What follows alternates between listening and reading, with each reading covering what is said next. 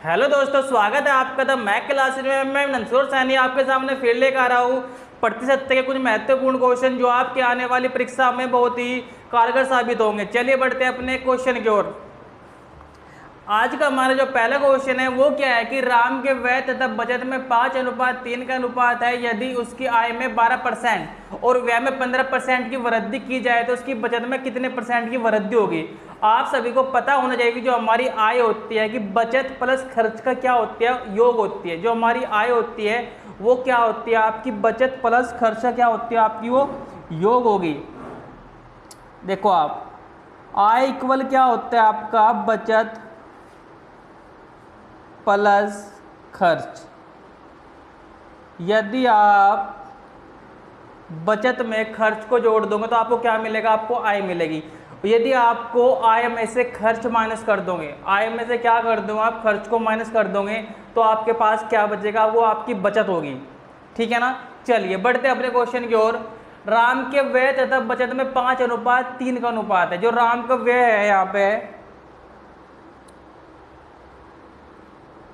और ये क्या है उसका बचत, इसका अनुपात दिया है उसने 5:3।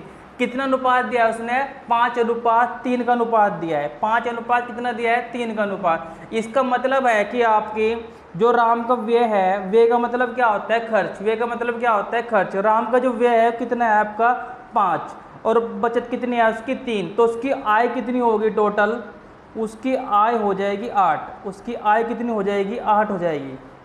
फिर क्या कह रहा हो आपसे, वो कह रहा है कि आय में 12%, व्यय में 15% की वृद्धि की जाए तो उसकी बचत में कितने परसेंट की वृद्धि होगी। आय में 12% की वृद्धि कह रहा है ना, तो आय में किससे गुना कर देंगे हम, 12 से। किससे गुना कर देंगे, 12 से। तो 12 अट्ठे कितना हो जाएगा ये, 96%। कितना हो जाएगा ये, 96%। और व्यय में कितना कह रहा है, 15% की वृद्धि, तो व्यय में कितने से गुना कर देंगे हम, 15% से। किससे गुना कर देंगे हम, 15% से। तो 15 पंजे कितना हो जाएगा, 75%। कितना हो जाएगा, 75%। अब मुझे क्या करना है कि जो आपका ये 75 है और ये कितना है, 96। तो 75 में मैं क्या जोड़ू जो 96 आ जाए, 75 में मैं क्या जोड़ू जो आपका 96 आ जाए, तो आप क्या कहोगे, ये तो आपको क्या करोगे, 96 में से 75 माइनस कर लोगे आप। यदि आप डायरेक्ट ही कर सकते हो, आप क्या करोगे कि 75 में यदि आप 21 जोड़ दे तो कितना हो जाएगा, वो 96 तो हो जाएगा। टोटल कितना हो जाएगा, वो 96।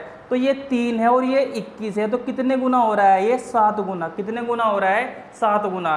तो बचत को कितने गुना करा हमने, 7 गुना। जितने गुना हो रहा है यही हमारी क्या होगी, बचत में परसेंट वृद्धि होगी।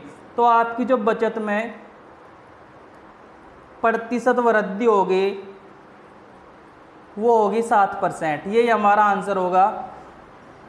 ठीक है दोस्तों, बढ़ते हैं अपने नेक्स्ट क्वेश्चन की ओर। देखना, जो क्वेश्चन नंबर 2 है ये भी क्या होता है, सेम उसी पैटर्न पर कार्य करेगा। उसने क्या जाए, कॉलेज में छात्र और छात्राओं का अनुपात कितना दिया है इसने, 3:2 दिया है। कितना दिया है इसने, 3:2। यदि छात्रों के 20% और छात्राओं के 25% वयस्क है तो उन विद्यार्थियों को प्रतिशत ज्ञात करें जो वयस्क नहीं है। आपको सेम उसी पैटर्न पर करना है कि आपको एक तो कितने हैं छात्र यानी कि बॉय हो जाएंगे, और एक क्या छात्र यानी कितने हो जाएंगे गर्ल्स, और एक कितने हो जाएंगे टोटल। तो आपके जो बॉय है कितने हैं 3, और ये कितने हो जाएंगे 2। तो टोटल कितने आए, ये 5 है ना। टोटल कितने आए, ये 5। लेकिन एक बात बताइए आप कि यदि छात्रों कितने हैं, 20% वयस्क है। 100 में से जब 20 वयस्क है तो जो वयस्क नहीं है वो कितने हो जाएंगे, 80%। कितने हो जाएंगे, 80%। किसके है, छात्रों। तो इससे किस में गुना कर दोगे आप, 80 से। तो ये कितना हो जाएगा, 240%। कितना हो जाएगा ये, 240%। अब क्या कह रहा है, छात्राओं क्या कह रहा है कि 25%।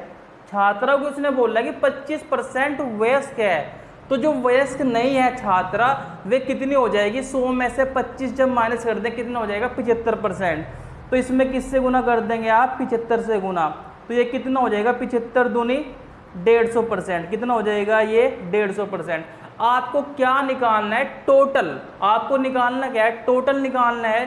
टोटल कितने हैं आपके पास, 5 है। तो आप इस टोटल, इनका टोटल करके क्या कर देंगे, इसको आप 5 से भाग कर देंगे। कैसे करेंगे आप, जरा देखिए आप, इनका टोटल कितना हो रहा है आपका, इनका टोटल हो रहा है 390% और इसको क्या करोगे आप 5 से भाग कर दोगे।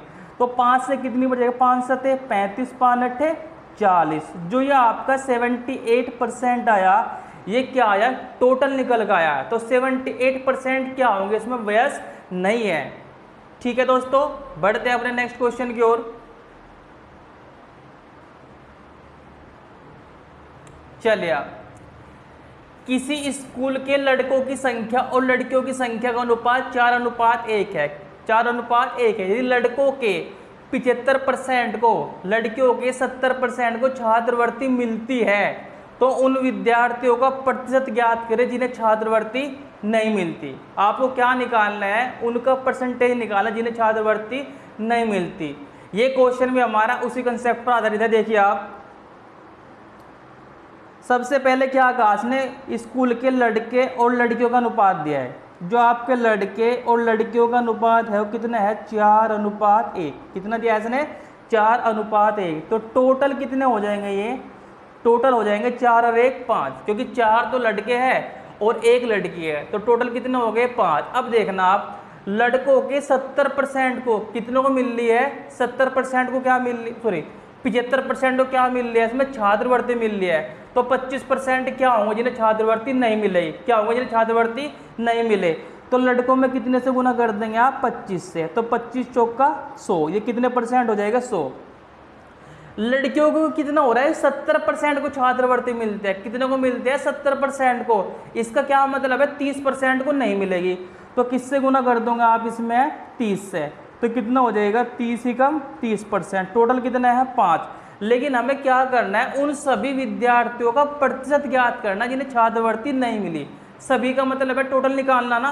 तो जब भी हम टोटल निकाल लेंगे, इनके परसेंटेज को हम क्या कर देंगे, आपको प्लस करके किससे डिवाइड कर देंगे हम, 5 से। चलिए देखते हैं आप, ये टोटल कितना हो जाएगा आपका 130%। कितना हो जाएगा, 130%। ये किससे डिवाइड कर दोगे इसको आप, 5 से। तो 5 से कितनी बार घटेगा, ये 26%। जो 26% आपका निकलेगा, ये 26% वे छात्र है जिन्हें स्कॉलरशिप नहीं मिलती है। यही हमारा फाइनल आंसर होगा। ठीक है दोस्तों, चलिए बढ़ते हैं अपने नेक्स्ट क्वेश्चन की ओर।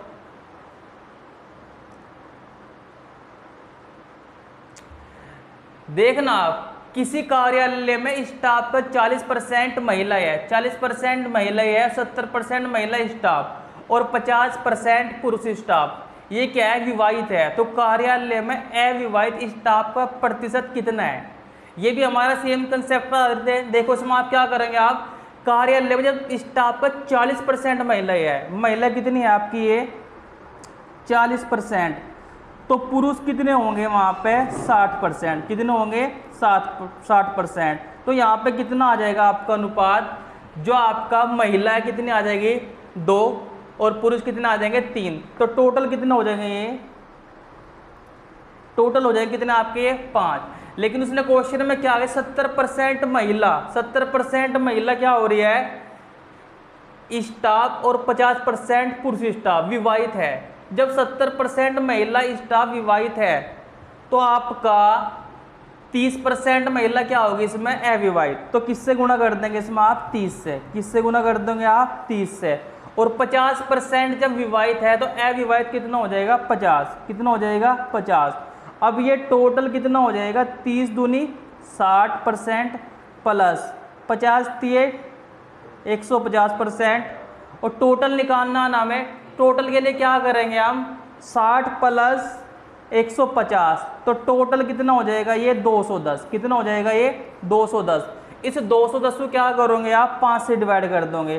तो ये आपका आ जाएगा 42%। कितना आ जाएगा, ये 42%। तो 42% जो आपका आंसर आया, ये क्या कह रहा है कि अविवाहित स्टाफ का है। 42% आपका जो आंसर रहेगा, ये क्या रहेगा आपका, अविवाहित स्टाफ का है। ठीक है दोस्तों, चलिए बढ़ते हैं अपने नेक्स्ट क्वेश्चन की ओर।